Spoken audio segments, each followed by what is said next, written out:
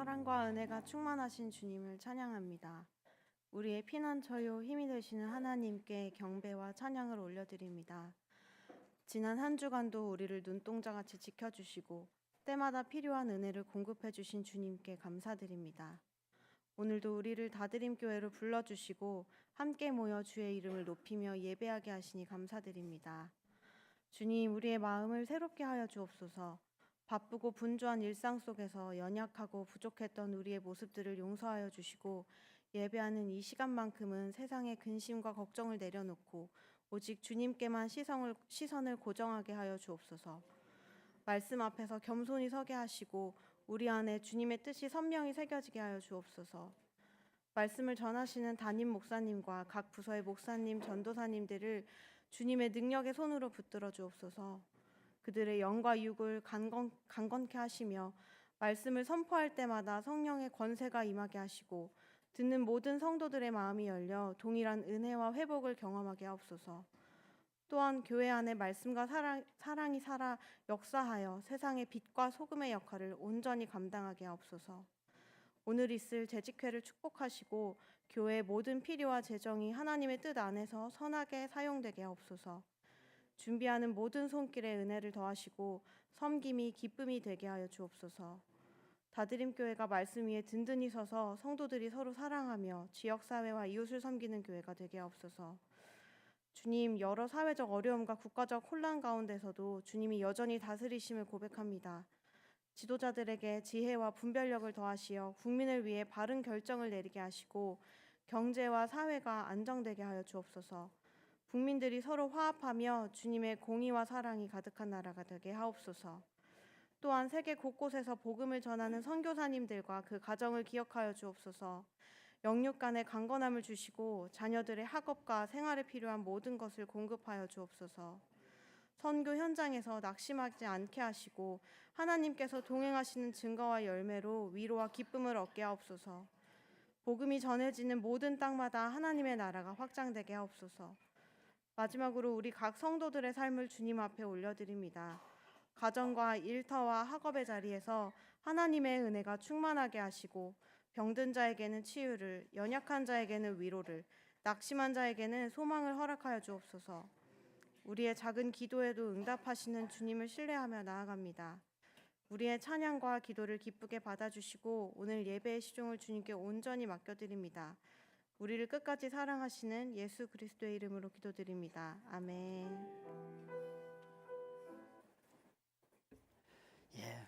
오늘 말씀이 세상을 이기는 믿음이라는 제목으로 말씀을 전하려고 합니다.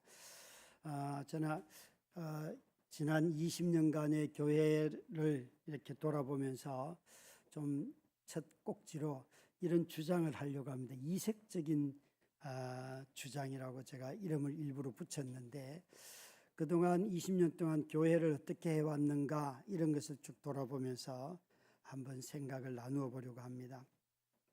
어쩌다 보니까 우리 교회는 소유한 건물이 없는 교회가 되었습니다. 아마도 제가 공식적으로 명확하게 건물을 소유하지 않겠습니다 이런 말을 한 적은 없습니다.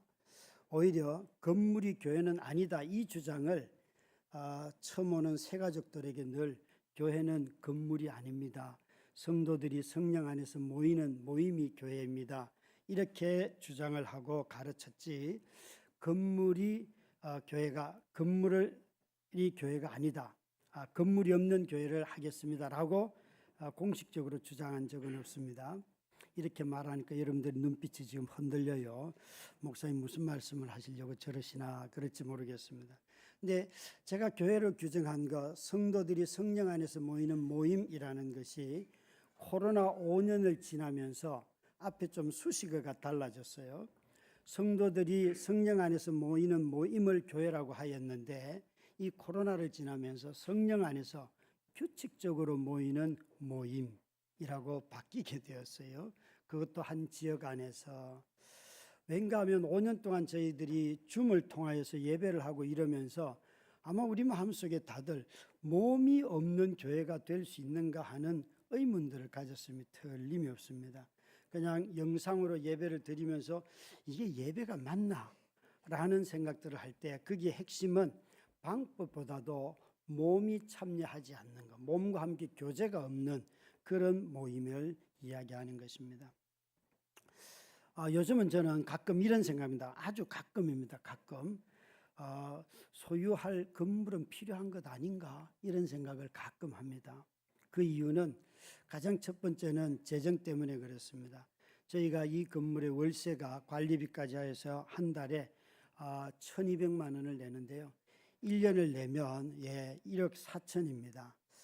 굉장한 돈이죠, 그죠? 물론 20년 내내 매달 1억 4천을 낸 건 아닙니다. 매년 월세가 올라가서 그렇죠. 그렇지만 하나님이 채워주셔서 지금까지 여기 있었습니다. 두 번째는 우리의 후대들을 생각하면 그렇습니다. 점점 이 어른들은 함께 모이는 모임이 교회다 그러면 이해를 하지만 아이들은 자기가 뛰노는 공간이 교회입니다. 그래서 아이들은 다들 우리 교회 가자 이 얘기를 할 때는 항상 이 장소입니다. 그러니까 아이들이 사춘기가 되고 나이가 좀 들어갈 때에 평소 엄마 아빠를 따라서 열심히 교회 왔던 아이들은 그런 갈등이 비교적 적습니다. 그러나 이렇게 자주 오지 아니하면 아이들에게 고민이 생깁니다. 엄마 여기도 교회가 있고 아빠 여기도 교회가 있기 때문에 나는 여기 가겠다고. 그럴 때 이제 곤란함을 겪게 되지요. 그런 점에서 아이들이 언제든지 엄마 아빠와 함께 와서 머물 수 있는 곳은 아이들을 위해서는 필요하다는 생각을 합니다. 그리고 세 번째는 안정감입니다. 우리 공간이 주는 안정감. 이것은 아마 우리 모두가 느끼는 일들이지요. 이렇게 말하고 나면 이제 여러분 이제 뭔가 선언을 하겠구나라고 생각할까 두려운데 아닙니다. 저는 그 얘기 하려는 게 아닙니다. 지금까지 이런 여러 형편 속에서도 저희 교회는 단 한 푼의 대출도 없습니다. 빚을 지고 교회를 해본 적이 없습니다. 그냥 성도들이 하나님 앞에 드리는 그 헌금을 가지고 교회를 운영해 왔기 때문에 돈이 모자라는 적은 있어도 빚을 지면서 교회를 운영한 적은 단 한 번도 없습니다. 그래서 재정의 지출 원칙이나 수입의 원칙, 헌금에 대해서 이야기를 하고 정관을 세우고 오늘 재직회를 하면서 정관 수정하는 이 모든 것들도 사실은 교회를 세울 때 가졌던 중요한 원칙으로 인하여서 만들어진 것들입니다. 그런데 이제 시간이 지나면서 지금 최근 몇 년 동안은 성도의 수가 정체되었습니다. 이 정체되었다는 것은 좀 우아한 말이고 서서히 줄어들고 있습니다. 아주 눈에 급격하게 줄어들지는 않지만 사람은 늘어나지 않고 물가는 인상이 되고 그러니까 늘 재정적인 부족에 사실은 교회가 놓여 있습니다. 같은 수의 성도들이 있어도 열심히 헌금을 하여도 물가가 올라가기 때문에 당연히 자연스럽게 줄고 있습니다. 사실 저희 교회는 외부로부터 오는 그 헌금들이 좀 있습니다. 그래서 어려울 때는 그런 외부로부터 오는 헌금들로 인하여서 교회 순간순간을 넘어간 적들도 많이 있습니다. 또 어떤 경우는 우리 안에 성도들로 교제하면서 와서 헌금은 드리지만 교제하지 않는 성도들도 늘어나는 것이 사실입니다. 교회를 합리적이고 투명하게 운영을 하고 또 가능한 한 민주적인 과정을 거쳐가면서 일을 해왔습니다. 이건 참 좋은 점입니다. 그런 점에서 저희 교회는 이런 요즘의 기준으로 한다면 평가를 듣는다면 굉장히 좋은 교회에 속할 수 있습니다. 그런데 제가 느끼는 위기감은 이게 아닙니다. 민주적으로 하고 합리적으로 하고 투명하게 운영을 하였다 할지라도 질문은 이것입니다. 제가 느끼는 위기감은 온 세상은 다 합리적이고 투명하고 민주적인 과정과 절차를 굉장히 우리보다도 더 앞서가면서 따지기 시작했습니다. 이거 교회가 못 따라갈 지경입니다. 우리는 앞서서 몇 가지를 그렇게 해왔다고 하여서 그러면 교회가 세상보다 더 잘할 수 있는 게 뭘까? 요한의 표현대로 한다면 교회가 세상을 이길 수 있을까?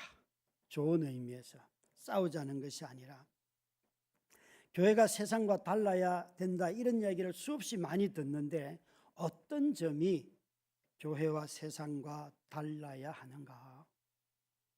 어떤 점이 교회와 세상과 달라야 하는가? 아마 이 질문을 제가 이렇게 바꾼다면 여러분들이 스스로 대답할 수 있는 부분도 있을 것입니다. 왜 다드림 교회를 택하였습니까? 또 다드림 교회는 다른 교회와 무엇이 다릅니까? 아니면 다드림 교회는 세상을 어떻게, 세상과 무엇이 교회가, 다드림 교회가 다릅니까? 라는 질문으로 바꿀 수가 있을 것 같습니다. 제가 우리 성도들에게 최근에 교회에 대해서 자주 들었던 말들을 몇 가지를 정리해 보면, 우리 다드림 교회는 정치적 성향이 비교적 비슷하다, 그런 얘기를 많이 듣습니다.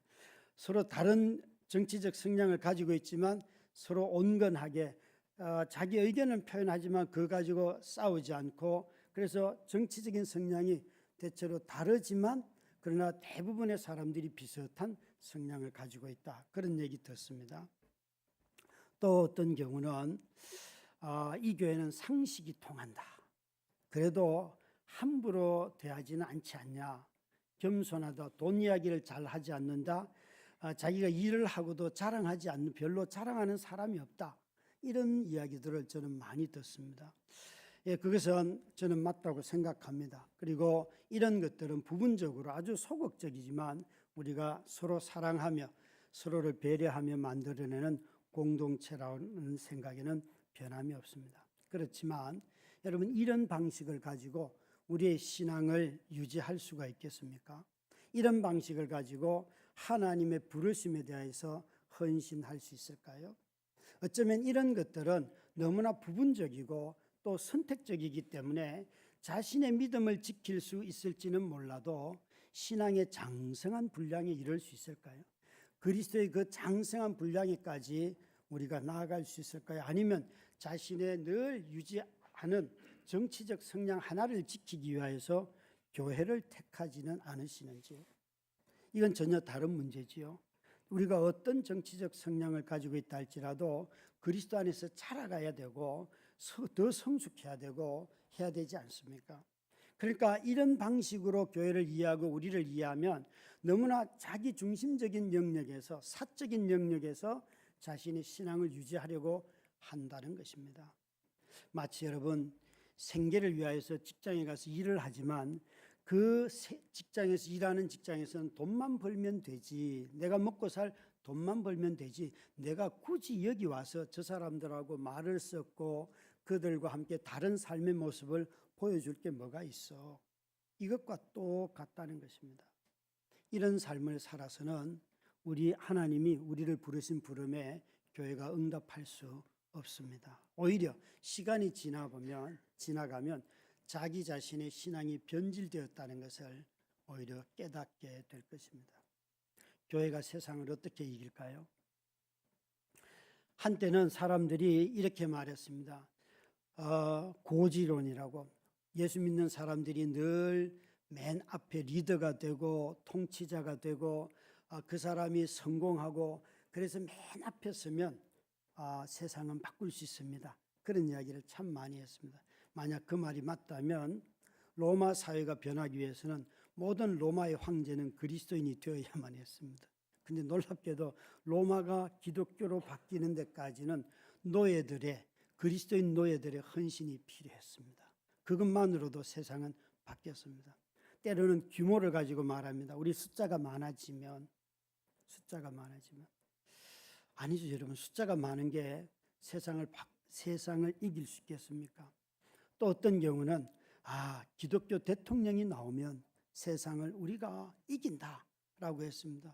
아시다시피 우리 역사 안에 기독교 대통령, 개신교를 믿는 대통령이 여럿 계시는데 그분들로 말미암아 세상이 바뀌었습니까? 아니면 더 타락하고 권력과 교회가 야합했습니까? 참으로 사도 요한이 이 본문에 믿음이 세상을 이긴다라고 하였는데 도대체 어떤 믿음으로 우리가 세상을 이깁니까? 다시 한번 4절 말씀 보시기 바랍니다. 함께 4절 말씀 있습니다. 무릇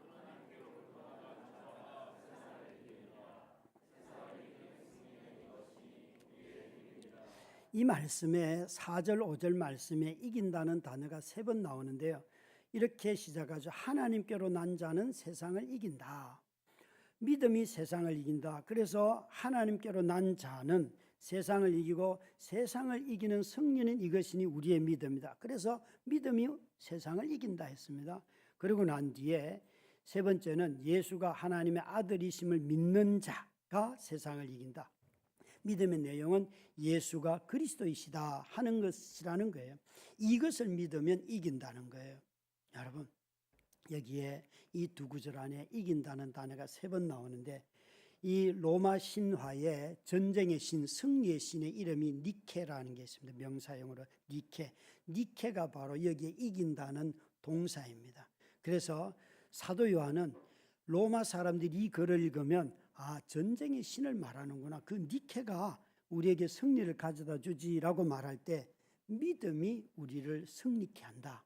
이것을 의도하고 의도적으로 여기다가 그 똑같은 단어를 썼습니다. 로마가 어떻게 주변국과 싸워서 이깁니까?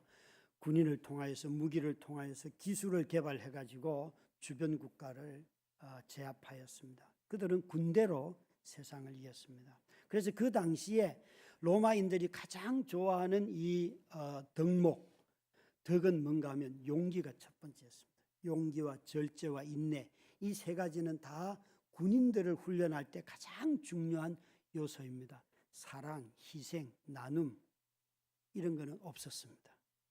그런데 사도 요한은 지금 용기와 절제와 훈련된 군사를 생각하는, 떠올리는 그 시대 사람들을 향하여서 희생과 형제 사랑과 그리고 나눔이 세상을 이긴다는 것이에요. 놀라운 이야기죠. 그래서 이 사도 요한은 우리에게 무릇 하나님께로 난 자마다 세상을 이기느니라, 세상을 이기는 승리는 이것이니, 이것이 우리의 믿음이다. 도대체 믿음이 어떻게 세상을 이깁니까? 그 해답은 1절에 있습니다. 1절을 한번 보십시다. 함께 읽습니다. 예수께서 그리스도이심을 믿는 자마다 하나님께로부터 난 자니 또한 낳으신 이를 사랑하는 자마다 그에게 난 자를 사랑하느니라. 이 1절 말씀이 해답인데요. 그것은 이 한 구절 안에 반복하는 단어가 있습니다. 믿는 자마다 하나님께로 난 자니, 태어났다는 거죠. 하나님이 아버지라는 거예요. 또 낳으신 이분은 하나님이신데, 이 낳으신 이를 사랑하는 자마다 그에게서 난 자, 여기에 난 자는 예수 그리스도를 말합니다. 그러니까 이 1절 번역은 차라리 뒤에 나오는 그에게서 난 자를 그냥 그에게서 난 아들을 이렇게 하면 더 명료한데 약간 헷갈리게 번역이 되어 있습니다. 그것이 무엇이든지 이 구절이 우리에게 말씀하시는 것이 있습니다. 저와 여러분이 거듭 어떻게 납니까? 중생이라는 것을 어떻게 합니까? 우리는 다들 내가 중생할 때 느꼈어, 울었어, 막 이런 거 있잖아요. 그런 걸 말하는데 사도 요한은 놀랍게도 내용입니다. 예수가 그리스도이심을 믿는 자는 거듭난 자다. 예수가 그리스도이심을 믿는 자는 중생한 자다. 예수가 그리스도이심을 믿는 자는 하나님의 자녀이다. 여기 태어났다는 것이 중요합니다. 여러분, 예수가 그리스도라고 믿는 자들은 누가 되는 거예요? 하나님을 아빠라 부를 수 있는 가족이 된다는 거예요. 가족이. 성경은 여러분, 중생한 자들을 향하여서 자녀라, 거듭난 자들을 향하여서 너희가 한 몸에 속한 가족이라, 우리를 완전히 바꿔놓습니다. 가족이 되는 것은 유일하게 세상은 혈통밖에 없습니다. 결혼밖에 없습니다. 그런데 놀랍게도 결혼도 하지 않고 혈통이 아니어도 믿음의 고백만 가지고 모두가 다 가족이라는 것이에요. 이걸 한번 여러분 상상해 보시기 바랍니다. 로마 당시에 이 요한 사도가 살던 1세기에는 많은 노예들이 각 나라에서 로마의 전쟁에서 패해가지고 붙잡혀온 사람들이 함께 모여있는 작은 집에 들어가서 거기가 바로 자기들끼리 혈통도 아니고 문화도 같지 않고 나라도 다 다른데 그곳에 가면 형제요 자매요라고 서로가 가족으로 산다는 거예요. 실제로 호칭만 그런 것이 아니라 그들의 삶이 그렇다는 것이에요. 다시 말하면 여기에 우리가 그리스도 안에서 예수를 주라고 고백하는 자들을 하나님의 자녀, 하나님의 가족, 한 가족으로 보기 때문에 그 믿음이 세상을 이긴다는 것이에요. 요한일서가 좋아하는 한 단어가 교제라는 단어, 코이노니아라고 하는 이 단어인데, 우리는 교제라고 할 때 이 교제가 갖고 있는 큰 중요한 점은 다른 사람을 보는 눈을 바꾸는 것입니다. 사람을 볼 때, 특별히 예수를 믿는 예수가 그리스도라는 사실을 믿는 형제 자매를 볼 때 그들을 바라보는 시선이 뭔가 하면, 아, 내 가족이 여기 있구나. 사람을 보는 눈을 바꾸어 버렸습니다. 여러분, 누군가를 만날 때 이 사람을 바라보는 나의 태도가 그 사람을 대하는 태도를 결정하지요. 시선은 매우 중요한데 그 시선은 여러분 우리 마음에 있는 생각이 표현되는 것입니다. 제가 아가서를 설교할 때에 아가서의 첫 절이 키스미 키스미 이렇게 시작을 하잖아요. 그래서 제가 이렇게 설교했는데 아마 다 잊으셨을 거예요. 키스는 마음이 닿는 몸의 끝입니다. 어렵죠. 그 아름다운 키스를 이렇게 너무 고차원적으로 풀어가지고, 키스는 내 몸이 닿는데 마음에서부터 사랑하는 마음이 나와야지 몸이 닿을 때 기쁘지, 사랑 따로 몸 따로 마음 따로 몸 따로면 이게 정말 그런 키스는 안 하는 게 낫지요. 그죠? 그러니까 내 마음에 닿는 몸의 끝이 바로 키스다 그랬습니다. 가족이라는 것도 마찬가지입니다. 코이노니아, 그리스도 안에서 우리가 거듭나서 하나님의 자녀가 되었다 그러면 다른 사람을 바라볼 때, 야, 저 사람을 위해서 주님이 죽었구나. 나와 똑같은 사람이 여기 있구나. 그 시선이어야 되는데 사람을 그렇게 보지 않는다는 것이에요. 여러분, 불신자를 볼 때도 이 요한 사도는 끊임없이 세상을 위하여 그리스도가 죽었다고 말하였습니다. 수많은 불신자들을 볼 때에 그리스도께서 죽은 자가 저기 있구나, 그렇게 볼 때에 그들을 긍휼히 여기게 되고, 그들이 하는 행동이 못마땅하여도 참게 되고 설득하게 되고 오래 참고 그렇지 않겠습니까? 그래서 이 코이노니아라고 하는 이 단어 속에는 여러분, 교회는 본질적으로 다인종 다문화라는 것입니다. 거지요. 저는 그냥 소개만 해주는 사람. 참 여러분, 우리가 어떻게 다른 사람을 볼 때에, 아, 저 사람도 예수가 저를 위해서 죽은 사람이야 라는 시선으로 볼 수 있겠냐는 거죠. 이 시선이 바로 믿음이 세상을 이긴다는 말입니다. 여러분, 우리가 사람을 이런 눈으로 본다면 사람을 혐오할 수 있겠습니까? 사람에 대해서 비난할 수 있겠습니까? 모든 사람들을 나의 형제와 자매로 본다면, 정말 세상은 그렇게 보지 않는 가운데서 우리가 그 눈으로 본다면 결코 우리는 혐오의 대상으로 다른 사람을 보지 않을 것입니다. 교회가 그리스도가 죽도록 사랑해서 그 죽은 그 사람들을 보는 이 눈으로 세상을 본다면 교회는 분명히 세상을 이길 수 있습니다. 그러나 만약 교회가 이 눈으로 세상을 보지 아니하면 교회는 세상보다도 더 악하게 사람들을 대할 수 있는 곳이 교회입니다. 교회는 여러분 절대 돈 가지고 힘 가지고 사람의 규모 가지고 성공한 것 가지고 세상을 이기지 못합니다. 규모만 해도 한번 생각해 보십시오. 제가 대학생일 때에 서울에는 큰 교회들이 그래도 몇 개 있었습니다. 그때는 큰 건물들이 그렇게 많지 않았습니다. 제가 다녔던 학교 주변에는 학교 건물 그 5층짜리가 뭐 10몇 층짜리가 최고 고층이었는데 지금은 가면 뭐 어마어마한 건물들이 많습니다. 여러분, 못 이깁니다. 규모 가지고, 건물의 크기 가지고 절대 못 이깁니다. 오늘 사도 요한은 그래서 이렇게 말합니다. 믿음이 세상을 이깁니다. 그런데 우리가 믿음을 설명할 때에 항상 이 고지론을 가지고 있는 사람들은 예수 믿는 사람이 성공하고 예수 믿는 사람이 잘 되고 예수 믿는 사람이 리더가 되면 세상을 바꿀 수 있지 않겠냐 그런데 제가 볼 때 예수 믿는 사람이 리더가 되고 예수 믿는 사람이 잘 되고 그러면요 그 사람만 영웅이 되는 것 같습니다. 처음에는 겸손하게 나는 아니에요 그러지만 나중에 되면 그 성공한 사람, 돈 번 사람, 그 병이 나은 사람 그 사람만 언제나 영웅이 되어 있다고요. 그래서 그들이 나중에 좀 시간이 지나면 아주 교만해집니다. 더 열심히 기도했어야지. 좀 더 사랑했어야지. 그러면서 자꾸만 뭔가 신앙에 우리가 더 해야 될 것이 있는 것처럼 그렇게 뭘 덧붙이기 시작해요. 자기 방식이 마치 옳은 것처럼 말을 한다고요. 이런 방식의 승리는 우리 자신을 높일 가능성이 매우 높고요. 시간이 지나면 제가 보기에 조금 전에 언급했던 것처럼 이렇게 하면 다 돼 라고 누군가를 대할 때 굉장히 폭력적으로 대할 수도 있습니다. 폭력이라는 것은 다른 사람의 방식은 전혀 인정하지 않고 내 방식만 이것만 그래서 확신이 무섭다는 말씀을 드리는 거죠. 자녀로서 서로 용납하고 서로 사랑하고 그것만 해도 세상은 이기는데 세상을 이길 수 있다고 성경은 말하고 있습니다.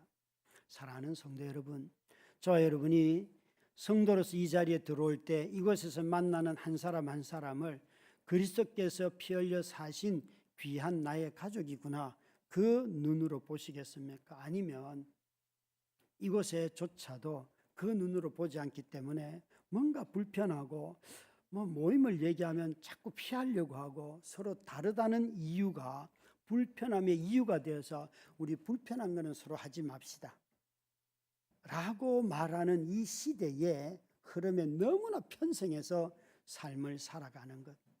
여러분 그것은 사랑이 아닙니다. 사랑은 오래 참고 사랑은 온유하고 사랑은 성내지 아니하며 우리가 이 시대에 정말 화내는 일들이 얼마나 많습니까? 오래 참는 거, 오래 참는 거. 믿음이 세상을 이깁니다 라는 이 말 속에 예수가 그리스도이십니다 라는 이 믿음의 내용은 우리의 삶을 바꾸어 놓습니다. 사람을 바라보는 시선을 바꾸기 때문에 이 믿음에서 사랑이 나오는 것입니다. 이런 믿음은 우리로 하여금 성령과 말씀에 붙들려서 세상을 살아가게 합니다. 이 5절에 사도 요한이 다시 묻습니다. 예수께서 하나님의 아들이심을 믿는 자가 아니면 세상을 이기는 자가 누구냐? 이 사도 요한이 말하는 세상은 사단이 지배하는 세상이죠. 그 사단도 얼마든지 성공도 주고 다 줍니다. 그러니까 하나님 이외에 다른 방식으로 살아가고 있는 이 세상을 누가 이기는가? 하나님의 아들이심을 믿는 그 사람은 이긴다라고 말하면서 10절에 이렇게 답을 합니다. 이것이 그가 말하는 이 질문에 대한 해답입니다. 함께 읽습니다. 하나님의 아들을 믿는 자가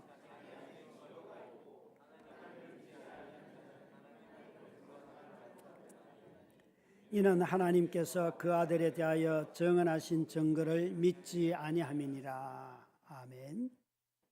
우리는 거짓말이라는 단어가 나오면 내가 거짓말 하지 말아야지, 또 내가 누구한테 사기쳤나, 또 아니면 저 인간은 왜 저렇게 비도덕적인 행동을 하지, 그런 걸 생각하는데 여기에 거짓말이 어디에 붙었는가 보시면 하나님을 거짓말하는 자로 만드는 자니에요. 여러분 우리가 아는 대로 하나님은 거짓말 하실 수 없잖아요. 그런데 요한일서 1장 10절에 보면 이 말을 한 번 더 언급을 하였습니다. 함께 읽습니다. 만일 우리가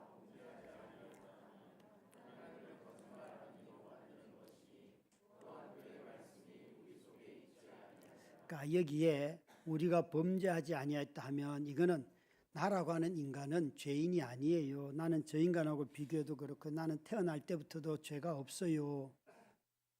태어날 때부터 죄가 없는 분은 그리스도밖에 없지요. 그러니까 원죄가 없다고 말하는 사람들이 있다는 거예요. 생각보다 여러분 많습니다. 말을 안 해서 그렇지. 내가 어린아이를 볼 때 막 태어난 신생아 100일 된 신생아를 어제도 신방 갔다 왔는데 그 애를 보면서 죄인이 여기 있구나. 한 사람도 없어요. 그 아이가 조금은 10개월 돼서 이제 막 걷거나 말을 하면 어디서 이렇게 고운 말을 하고 애 얼굴을 보면 너무너무 천사예요. 전부 다 제가 아는 한 하여튼 다 천사예요. 그런데 어느 순간 천사가 악마로 변해요. 여러분, 그 아이는요, 내 눈에 착하게 보여도요, 죄인이에요. 죄인이에요. 그런 걸 말하는 거예요. 여러분, 우리가 자기 자신을 죄인이라고 고백하지 않는 사람들이 있다면 하나님을 거짓말쟁이로 만든다. 요한은 이렇게 말했어요. 그러니까 우리 자신이 죄인이라는 사실을 인정하지 않을 때, 아니 반대로 우리 자신이 죄인이라는 사실을 인정할 때에만 예수가 그리스도이시고 그 그리스도이신 그분이 몸을 입은 하나님으로 오셔서 우리를 위하여 죽으셨다. 만약 이 예수가 그리스도라는 것을 믿지 아니하는 자들을 요한은 적 그리스도라. 몸을 입고 오신 하나님이 계시지 않기 때문에 저와 여러분은 구원이 이루어지지 않습니다. 오늘도 예배하러 나올 때에 짐승을 데려와서 여러분들이 짐승을 잡고 저는 각을 뜨고 그거 바치고 막 피가 막 그런 걸 상상하셔야 돼요. 그런데 여러분, 회개 기도를 드렸잖아요.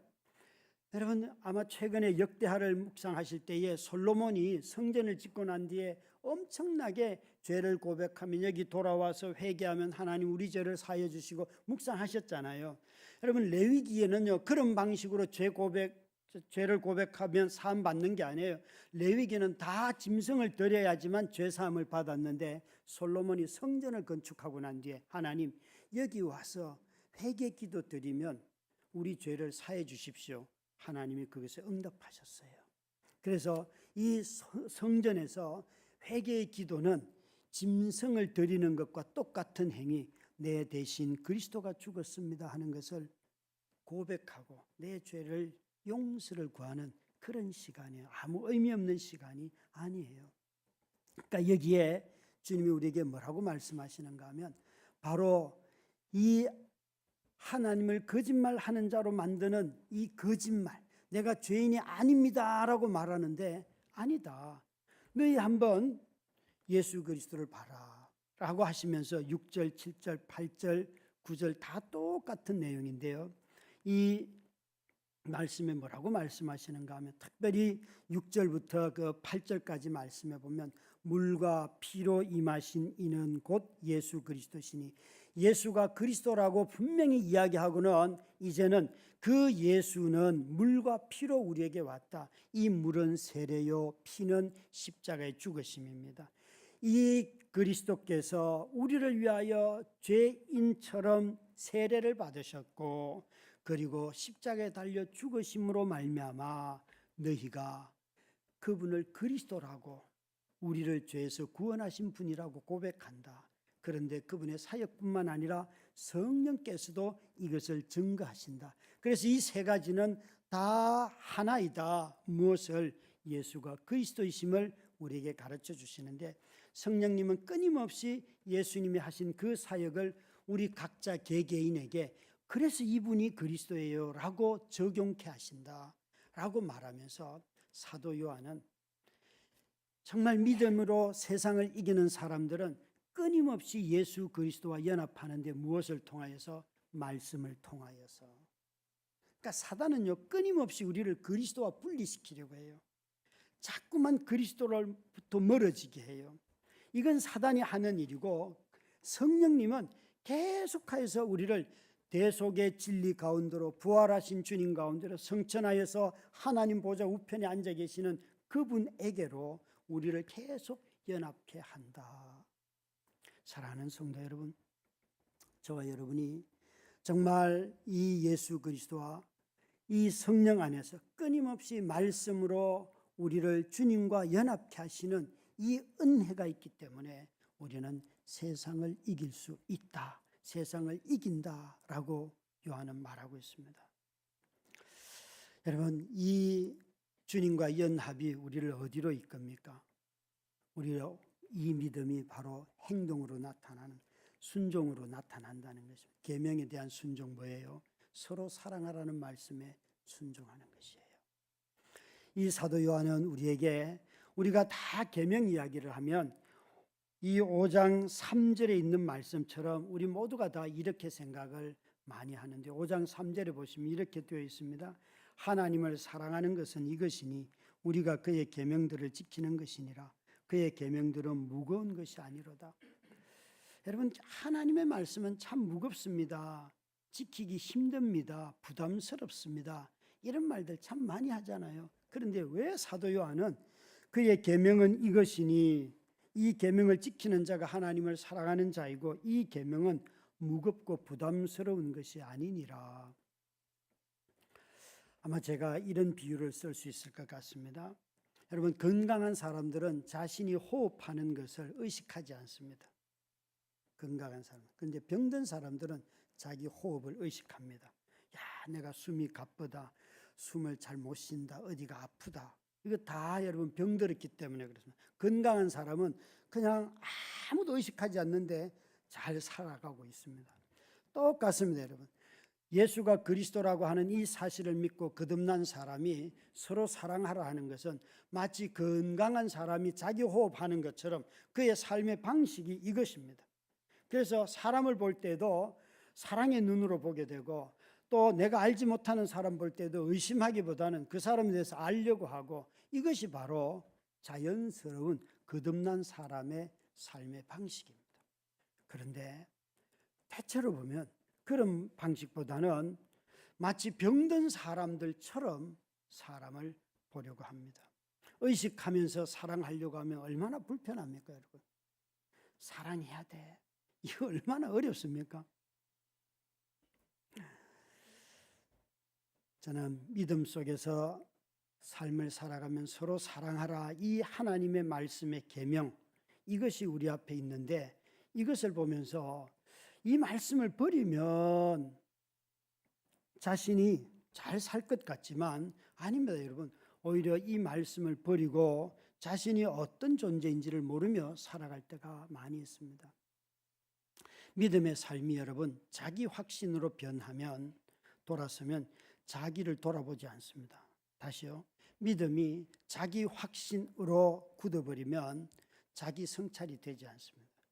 우리 모두가 다 내가 믿는 건 이거야. 그렇지만 내가 틀릴 수도 있어. 예수님이 얼마나 부유합니까? 얼마나 깊습니까? 얼마나 영원하십니까? 근데 그걸 한순간에 다 깨닫는다고요? 제가 언젠가 저 부활이 잘 믿어지지 않습니다. 그렇게 여러분 설교 중에 고백했는데 아무도 저를 쫓아내지 않더라고요. 아니 담임 목사가 부활이 좀 의심스럽다 그러는데 예? 여러분 자꾸만 확신 가지고 이야기하는데 확신은 여러분 얼마나 자주 흔들립니까? 그러니까 여기에 뭔가 하면 우리의 믿음을 갖고 예수가 그리스도이십니다 라는 이 말씀의 진리 앞에 가져가 보면 내가 예수를 주라 고백하지 않을 때도 많잖아요. 많잖아요. 그런 성찰이 된다는 것입니다. 이 자기 성찰이 없는 확신적인 믿음은 남을 정죄합니다. 그래서 이런 사람들은 자기는 믿음으로 사랑하는 거예요. 그런데 가만히 보면 폭력이에요. 완전 믿음이 괴물로 변해버립니다. 괴물로. 믿음을 가지고 거짓말하는 일도 너무 많습니다. 저는 포도철만 되면 제가 사는 그 청학리 동네에 포도가 재배되기 때문에 나기 때문에 그걸 발견하고 작년부터 그 집에 포도를 사러 갑니다. 그분은 그곳에서 포도를 재배한 지 60년 된 분이시고 그래서 많은 얘기를 하고 교회 권사님이셔요. 이번에 가서 포도를 사는데 이렇게 말씀을 하시더라고요. 정부가 큰 교회 목사님을 구속하고 조사하는데 종교 탄압 아닙니까? 목사님은 어떻게 생각하십니까? 이렇게 물으시더라고요. 그래서 제가 이렇게 답했어요. 저를 잡으러 오지 않는 걸 보니까 종교 탄압이 아닙니다. 아니 종교 탄압을 하면 모든 목사를 잡아 넣어야지. 그죠? 맞아요, 틀려요. 여러분도 제 말에 동의가 안 되십니까? 큰 교회 목사님 구속하니까 종교 탄압처럼 보이십니까? 여러분 어쩌면 거짓말하고 뇌물 주고 청탁해서 조사 중이라고 하는데도 불구하고 아니라는 거예요. 여러분 거짓 증언이에요. 거짓 증언. 여러분, 한국 교회를 지금 휩쓸고 지나가는 거짓말들이 얼마나 많습니까? 거짓에 근거한 이념들만 남아 있어요. 대표적인 거 제가 한 4-5가지만 뽑아 살든지 간에 이 하나님의 말씀, 서로 사랑하라는 이 말씀에 순종해야 할 책임이 우리에게 있는 것이지 체제를 지키려고 우리가 존재하는 게 아니잖아요. 예? 어떤 이념에 거하든지 간에 사람을 사랑하라는 이 말씀에 순종할 때, 아, 교회는 세상과 다르구나. 거짓에 근거한 이념을 가지고 어떻게 세상을 이길 수 있겠습니까? 못 이기죠. 진리를 가져야지만 세상을 교회가 이기는 것입니다. 예수 그리스도는 가장 훌륭한 신자였다라는 말이 있습니다. 예수 그리스도는 가장 훌륭한 신자. 왜냐하면 예수님이 인간으로 오셨기 때문에 가장 훌륭한 신자라는 것이죠. 여러분, 찬송가에 아마 크리스마스가 되면 늘 부르는 찬송인데, 이 찬송 그 어린 주 예수 눌 자리 없어, 찬송가 108장에 저는 2절을 가사를 좀 바꿨으면 좋겠어요. 2절 가사에 저 육축 소리 할 때에 그 아기 깨지도 않고 우시지 않네. 애가 안 울면 어떻게 돼요? 애가 안 울면 죽은 거예요. 여러분, 애는 태어날 때부터 울어야지만 폐가 펴진다는 거 아니에요. 그럼 예수님은 안 울고 태어났습니까? 그래서 잘 울어도 인간으로 오신 하나님이시기 때문에 저 순간에도 가장 온전하게 순종하신 거예요. 청소년 때는 엄마 아빠하고 예루살렘 올라갔다가 거기도 사춘기가 왔잖아요. 그래서 안 내려가잖아요. 엄마 아빠 내려가고. 그럴 때도 가장 잘 순종한 거예요. 만약 그때에 불순종하고 죄를 지었으면 우리의 구원은 무효예요. 그러니까 뭘 말씀드리는가 하면, 인간으로 오신 그분은 태어나서부터 돌아가실 때까지 온전하게 가장 하나님을 잘 믿은 말씀에 순종한 가장 훌륭한 성도였다는 거예요. 우리는 그분이 신성을 가졌기 때문에 아니요, 인간으로서도 그분은 그렇게 지켰다는 거죠. 그래서 히브리서 12장 2절 말씀에 이렇게 예수님을 세 번역은 소개하였습니다. 읽습니다. 믿음의 창시자요 완성자이신 예수를 바라봅시다. 그는 자기 앞에 놓여 있는 기쁨을 내다보고서 부끄러움을 마음에 두지 않으시고 십자가를 참으셨습니다. 그리하여 그는 하나님의 보좌 오른쪽에 앉으셨습니다. 여기 예수님은 믿음의 창조자요, 믿음의 완성자, 이분도 믿음으로 살았다는 것입니다. 사랑하는 성도 여러분, 저와 여러분이 곰곰이 생각하면서 정말 믿음의 완성자이신 그분이 사람으로 이 땅에 오셔서 완성시키신 그 믿음처럼 저와 여러분도 예수는 그리스도이십니다, 이 믿음을 가지고 세상을 이기는 우리 모두가 되시기를 주의 이름으로 축원합니다.